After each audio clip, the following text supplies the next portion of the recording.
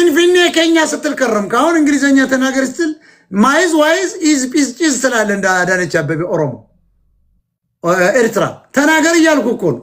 አማራው ራሱ አም ወሎ አም ጎንደር ምንጃር ትላለህ። ቀጥል ተናገር ተብለሃል። ከኛ በላይ የተማረ የለም። መረጃ ተቀበሉ ሲባሉ ምን እነሱ ምን ያውቃል?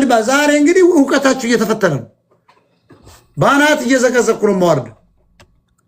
ቀጥል ብያለሁ። ምንም አልምራችሁም። ትገባለህ፣ ትንቀሳቀሳለህ።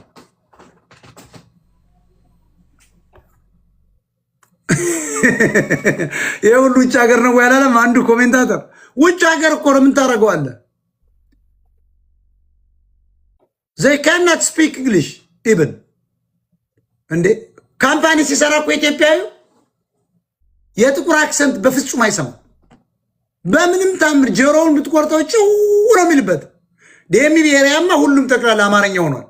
ጭራሽ መንጃ ፍቃድ ደግሞ በአማርኛ አስደርገው አሁን መንጃ ፍቃድ የሚፈተኑ እንደነ ጆሲ ምናምን የሚባል ተሳዳቢ ኤርትራዊ እሱ አሁን 5 ጊዜ ወድቆ በትግርኛ ይፈተን ተብሎ ዋሽንግተን ዲሲ ሄዶ ነው በትግርኛ የተፈተኑ። እንዲህ አይነት ውዳቂ እኮ ነው እዚያ ተቀምጦ ስጋ እየቆረጠ ሞታ ነገላለው ይላል። የደንቆሮ ማይም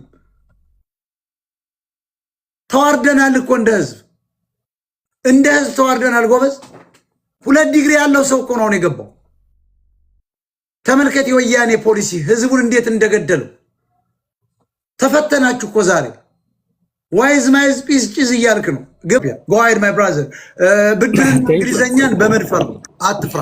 Yeah, of course, but I better express it in Amharic, but of course let me try. You live in Bangkok, right? For school? Yeah, so most of the people in Bangkok. It's PhD, right? You studying a PhD? MSc. I know you. ማስተር ስትማሪ እንግሊዘኛ ይቅርብ ይላል። አለቀ ባንክ No. Why? No. You have to practice. Express my idea in English. No. Don't care about that. Go ahead in English. Bangkok. Okay. ምናምን ይባላል። You know, in Bangkok, most of the people can